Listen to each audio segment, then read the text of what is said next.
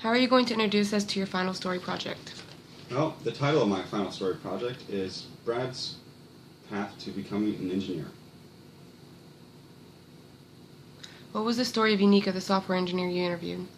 Unica, she was very enthusiastic and willing to help me conduct the interview. She told me that she had went through school originally with a medical scholarship, and she wanted to become a psychiatrist. After going and shadowing one, she soon realized that she doesn't want to be a psychiatrist, and in return decided that she has a real interest for computer science. And then she began to work as a computer technician at UCF and Lake Sumter State College. Unica, she was an achiever, and I'd say she's a bit of an overachiever. She found out about an organization that offers assistance for females to get through school and even get into scholarships as well as future job placement. It's really tough to go back and forth, but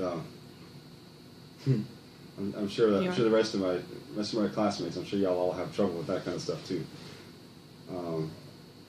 Let's see. She tells me she really enjoys her career because of the diverse opportunity to learn and put her skills to work. She is competitive and really liked the challenge. And she had done internships with many companies, including Disney World and NASA, one company called Booz Allen Hamilton, who does contracts for the United States government, and in Washington, D.C., as well as another company called Rackspace Product Integration Engineering in Austin, Texas, which led all the way up to the completion of her degree and landing her first job, which is for American Express and development operations. They have a department called development operations, DevOps. And she got established into her new career. She really put emphasis while I'm in school, and would probably recommend that each of us all do the same thing.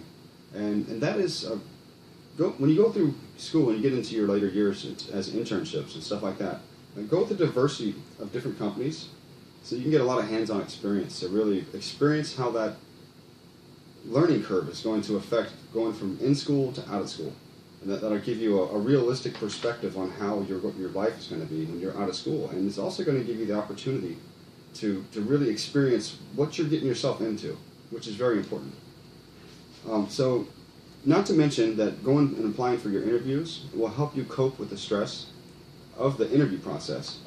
And you need to get as much experience doing that as possible. The details pertaining to your profession. Well, as an engineer, I will be given assignments that have a problem or an aroused issue, and then be required to resolve the issue. For example, as an electrical engineer, we have observed this circuit continuing to short out on us. I would be required to find the root of the problem and then come up with a solution to prevent it from happening. Sounds simple enough, right? Now imagine that circuit was the control point for half of downtown Orlando. Is the problem still simple? I put LOL. Yeah. It was pretty good stuff. So,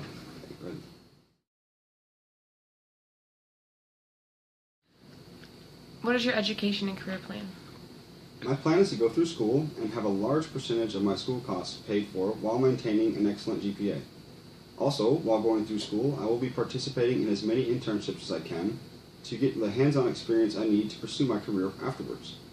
Once I obtain my Bachelor of Science degree and get established into my career, I will continue my education furthermore and decide if I want to stop at my master's or go on to my doctorate.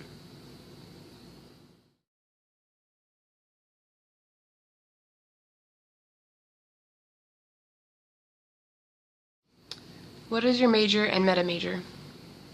Well, currently, my major when I graduate will be in engineering. Whether it is in computer science, mechanics, robotics, rocket science, social science, chemical science, civil science, or biological science, I don't know. I'm still not precisely sure and intend on keeping my options open until I get a taste of some of these. Let's see. Currently, I'm leaning on math. I'm leaning on mechanical and electronic engineering. My minor will be in mathematics, and considering I will be taking almost every math course from college algebra to ordinary differential equations and physics and calculus too, and using analytical geometry, there really won't be any reason to pursue an English minor.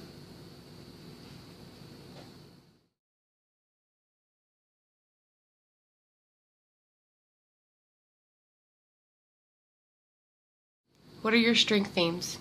My strength themes are individualization, or the ability to notice other people's qualities and their own strengths.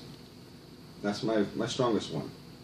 My second strongest one is I'm a relator, meaning I have a circle of tight-knit friends and family, and I get close enough to them to where they're like my friend. My friends are like my family a lot of times.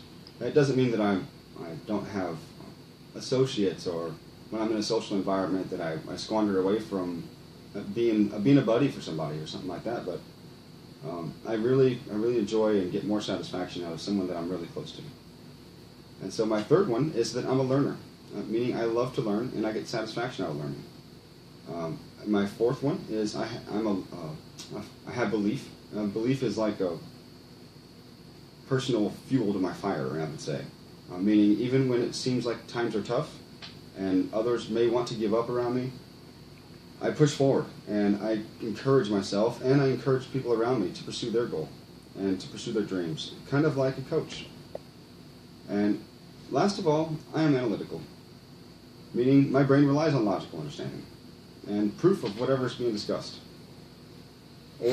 or displayed versus, or whatever's being discussed or displayed versus the sheer, I trust what you say is right.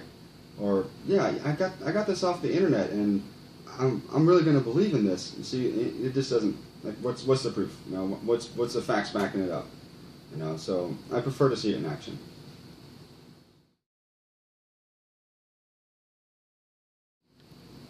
What is your purpose as well as the reason for your purpose?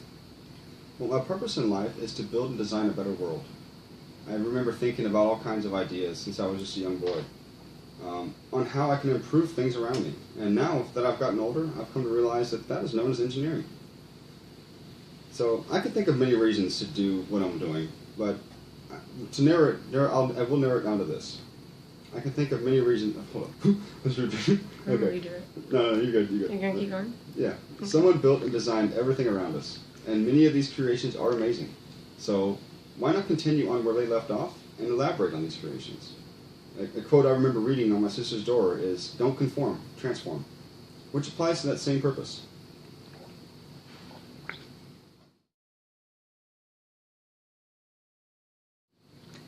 How are you going to apply your purpose to your career goals? Well, when it comes to the application of my purpose to my career, it will be my responsibility to create, build, design, and upgrade everything in a certain aspect of science. At the same time, there will be others that are doing the same thing, approximately 306,000 actually, and the demand is growing by 4% every year. According to the U.S. government's Bureau of Labor Statistics website, which is at www.bls.gov, with a median salary of $87,000 a year. I will not only be improving our surroundings, I will be making a good living and be more than able to supply for myself and my future family. Hoorah!